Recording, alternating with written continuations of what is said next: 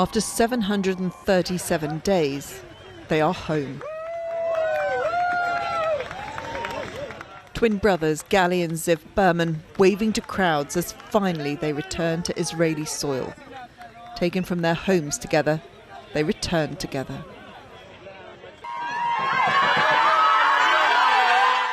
For Guy Dalal, draped in his country's flag, delight as he spotted a friend in the crowds cheering him home.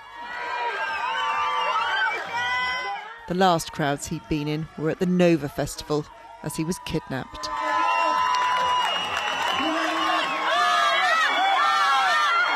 From Alan O'El, who was also at the Nova Festival, disbelief that finally he's a free man.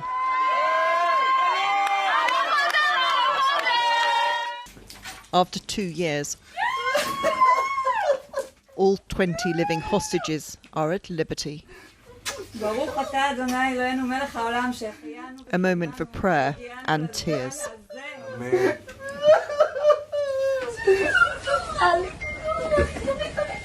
In the arms of their families.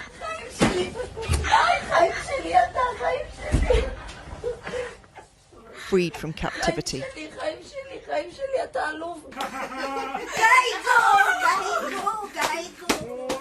And free from the fear that they would not live to cherish this moment.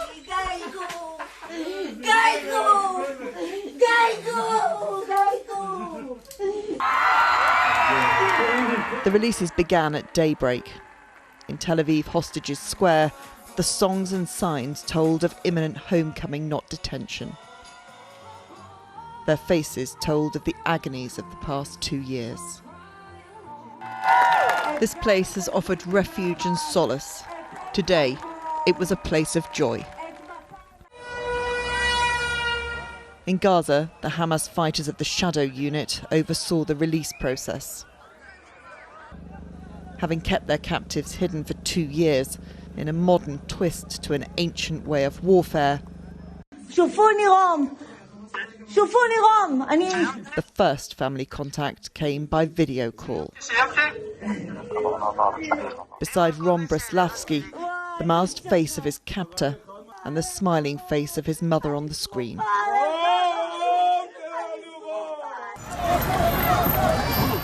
Their releases came in 2 waves, 7, then 13. As family after family started to believe this part of their ordeal was over. Lishay Moran Lavi, wife of Omri Moran, could finally tell her children their father was coming home. The last time they saw him, he was being dragged from it. "Do you remember what Mummy told you?" she asked her young daughters. "I told you that Daddy is coming home. But Daddy's here. Daddy's back from Gaza. And we'll see him today."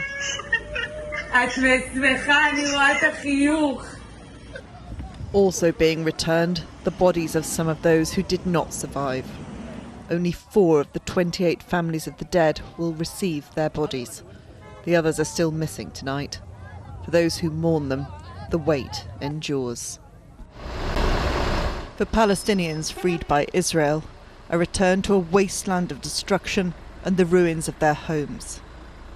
For the hundreds of detainees, many of whom have been held without charge, amongst them women and children. Here too there is a desperate wish to be reunited with those they haven't seen for many years.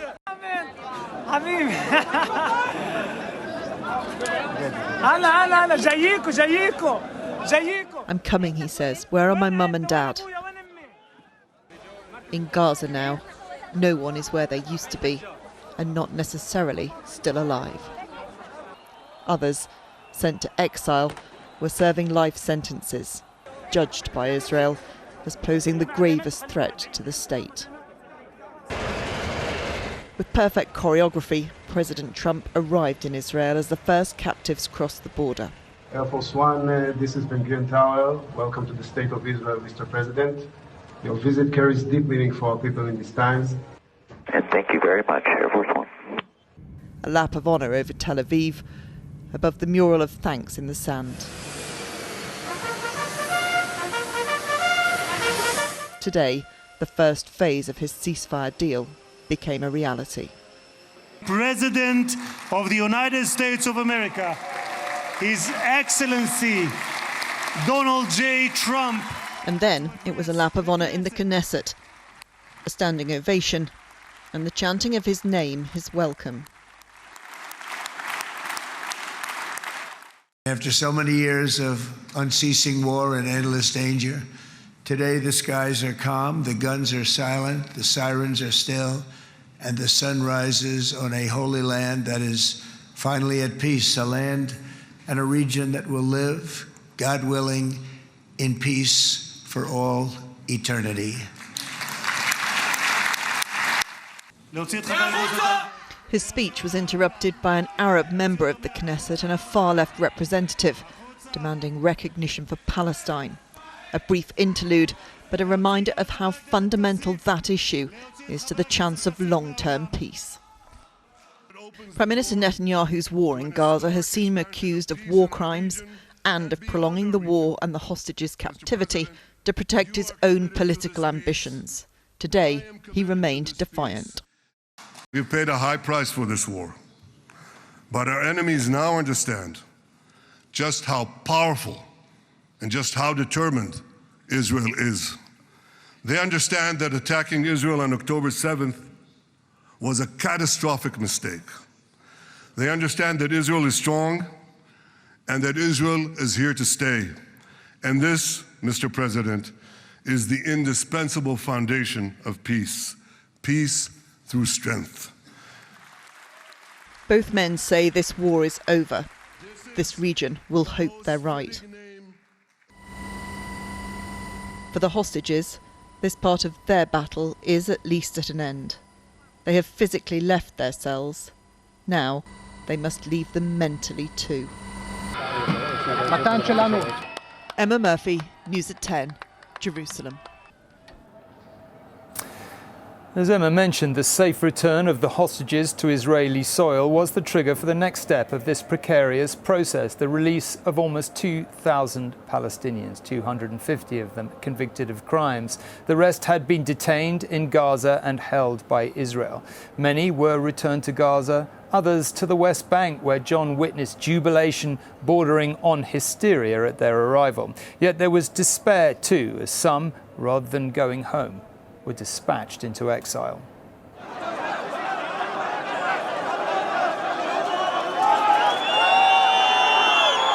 It was a moment of sweet release, long in the making.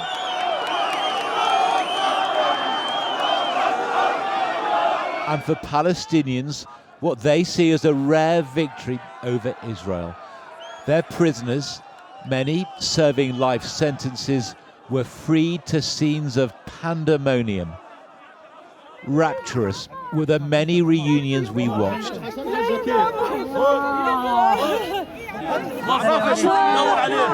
Fathers who had never before held their sons. Others were hoisted aloft through jubilant crowds. Where Israel sees dangerous convicts, Palestinians hail heroes. How does it feel to be free? I am happy.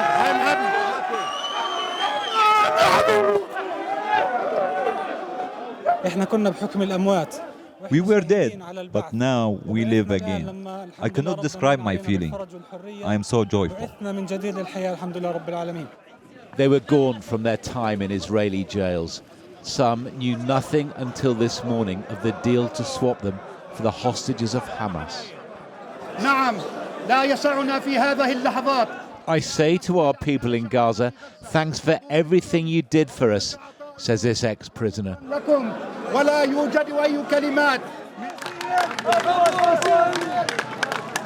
For all the relief here, they know that the ceasefire process that has brought their freedom is fragile. This is some way short of a peace deal, but it is a start. Still, there is deep animosity. Israeli troops tear-gassed Palestinians waiting for the release. And there had been a long delay before the prison gates opened and the slow convoy to freedom began. Waiting patiently for her brother, we met Aida. It's been 20 years. Just as Israelis waited patiently for their loved ones. Do you feel common humanity with them? I'm against killing people. I'm against genocide, you know. I want just freedom, peace, you know, but equally justice. Do you hope now that maybe there can be a lasting end to this conflict? This time I got, you know, like a big hope. It's going to continue, hopefully, inshallah. We pray for that. 2 hours later, that optimism counted for nothing. Aida's brother was released, but he was sent into exile to Egypt. As so often here, hope crushed by reality. John Ray, News at 10, Ramallah. Well, amongst the jubilation there, we heard praise for the role of those in Gaza, namely Hamas, in securing the prisoners' release. But whilst there was elation in the West Bank, inside Gaza itself, the misery has merely taken a new form. Gun battles between Hamas and rival militias rage in the streets. The desperate need for more aid is becoming ever clearer. And in all directions, the sight of homes and neighbourhoods erased by war. For Fawad, this was once a place of sanctuary and of family. Now only ruins remain. He has returned to a home that no longer exists, picking through the rubble, searching for traces of the life he once knew. Everything my grandfather, my father and his brothers worked for, he says. We never imagined it would all turn into ruins like this. This was my cousin's graduation robe. I can't imagine how he feels seeing his home, his room, his robe. His dream was to study law. He shows us that it's not just dreams that have turned to dust in Gaza, but entire neighbourhoods, leaving futures without certainty. What remains is a graveyard of concrete, the wreckage of broken lives. These images show not just what's been destroyed, but what's been lost.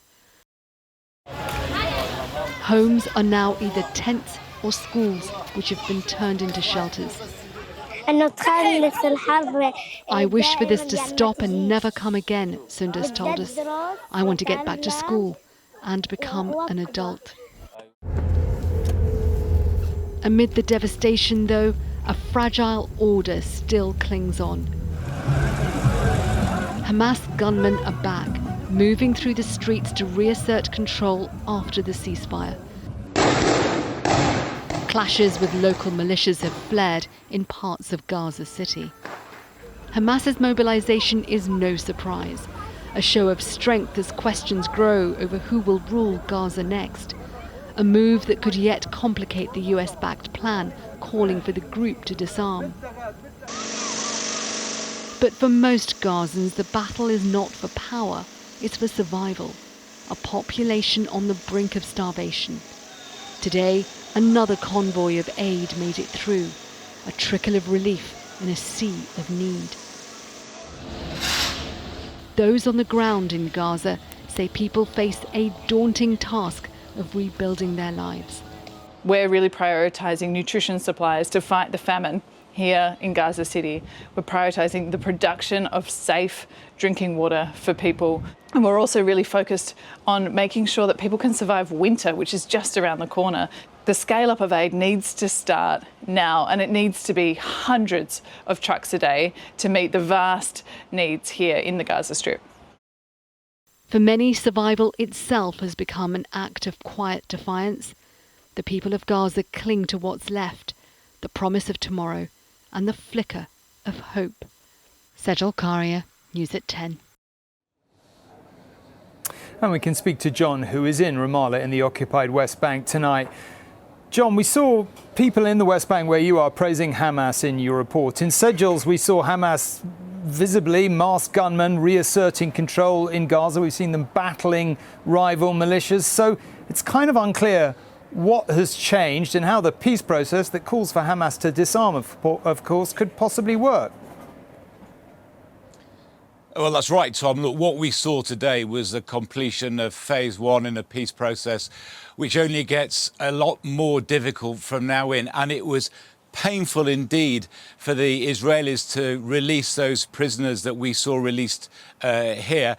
But from now on, all sides are going to have to make much deeper sacrifices if this is to become that kind of moment of history that President Trump was talking about today. You know, he said that the war is over. Well, you know, in Gaza, the war might be over for now. But here on the West Bank, which is, let me remind you, the territory in which Britain and so many other countries now recognise what will be the bulk of a Palestinian state. Well, here, the conflict is very much still on. And those prisoners who are tonight back in their homes, some of them after 20 years in jail, will recognise that for them and for their neighbours and their friends, life here from a Palestinian perspective has got a whole lot worse. OK, John, for now, thank you very much indeed. Well, still to come on News at 10. World leaders line up to praise Trump's deal, but will it really last? And Rachel joins one hostage's family as their dreams of a reunion become reality. That's after this very short break.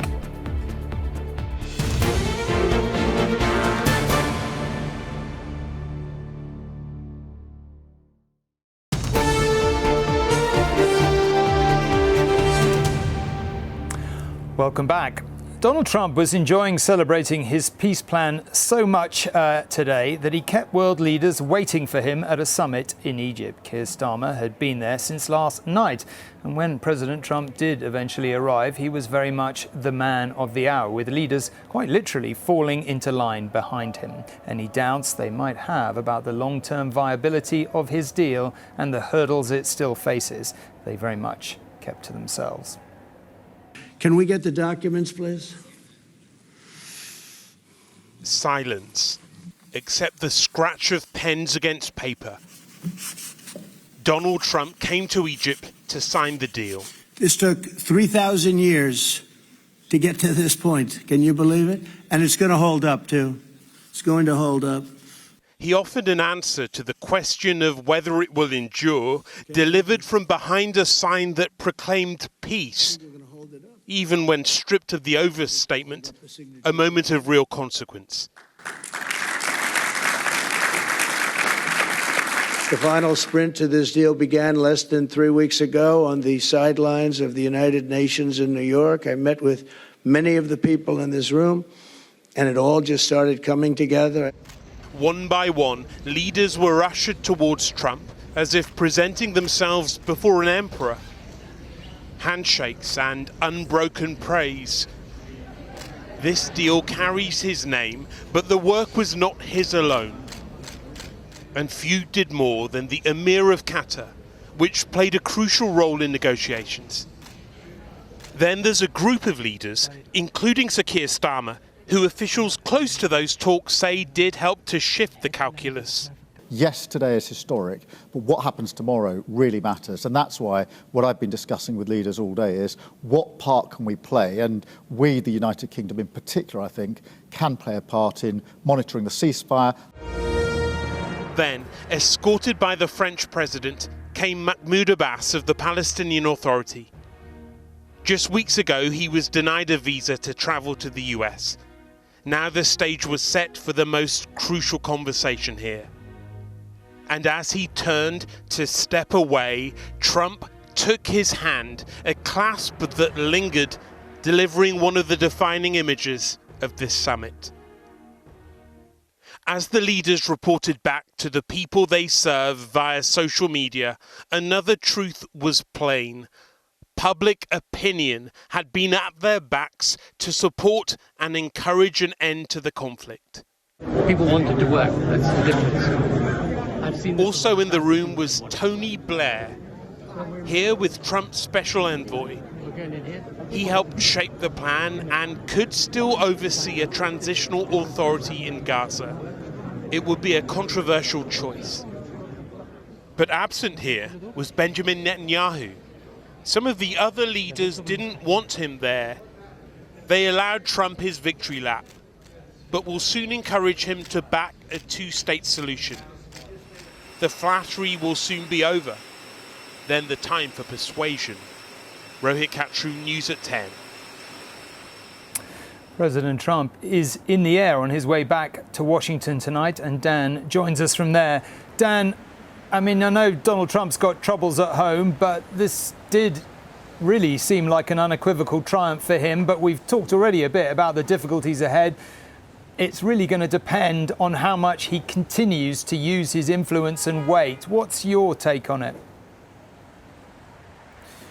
Well, I think, he is focused on this now, but how long does he remain focused on Gaza? I think that is a critical question. It's important to remember we have got a ceasefire, we've got hostages being released, but we don't have a kind of broad universal peace treaty. And there are a number of hurdles that have to be got over to achieve that. The first one is security. You're talking about needing tens of thousands of troops on the ground to ensure the security of Gazans in this sort of power vacuum at the moment. They may come from countries like Indonesia or Pakistan, but we just haven't got the details of how that is going to happen. The other big thing is the decommissioning of weapons by Hamas. We don't know how and when that will happen either. But the biggest political hurdle is governance. There is a power vacuum on the Palestinian side. Yes, we've got this board of peace that is being talked about, but there are so many imponderables as to how that is going to work in practice. So there are some really big obstacles to this being more than a temporary hiatus in this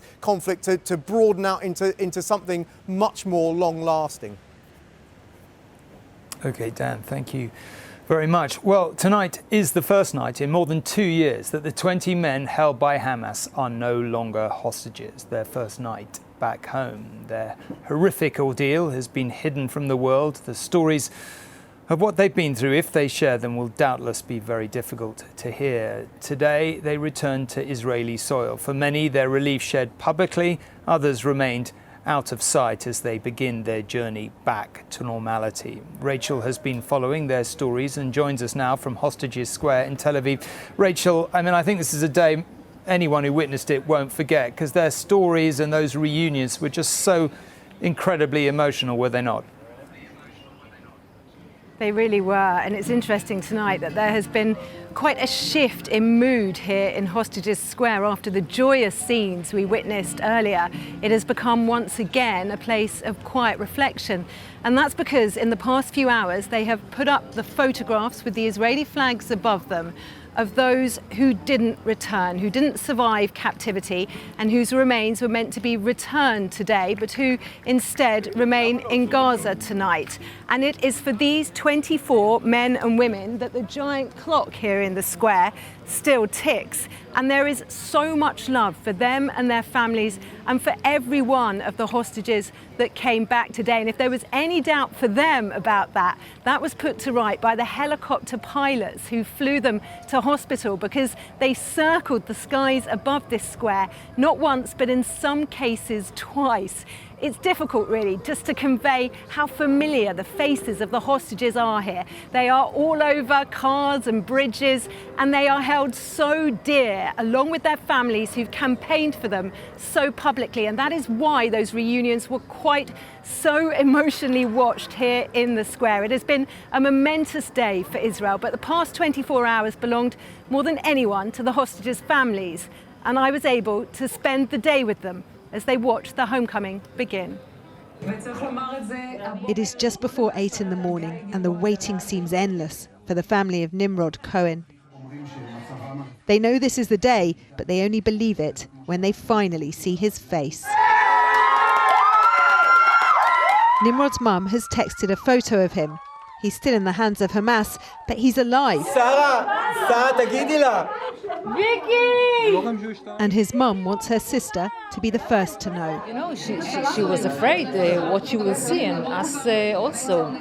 But he looked the same. He's talking with her. Nimrod's still in Gaza, so they're still on edge. Nimrod's the youngest of the hostages, but as a soldier dragged from his tank on October the 7th, if anyone was going to be kept behind by Hamas, it was him. So the relief is enormous.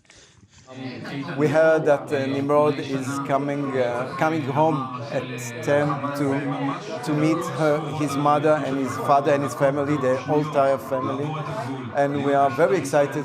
As the hours unfold, news channels show hostage after hostage making it out, but not Nimrod. Then, just before 11,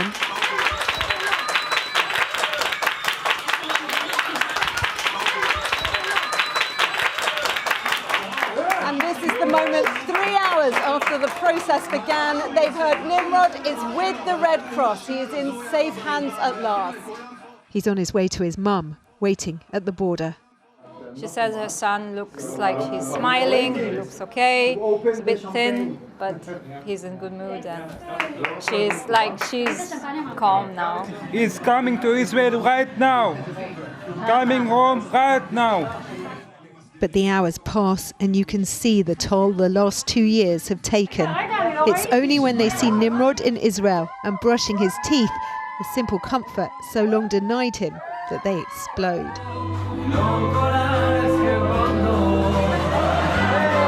Even Sarah, so close to Nimrod, but the most reserved of women, can finally let go. That's the family! They're together! Family! Together, all together!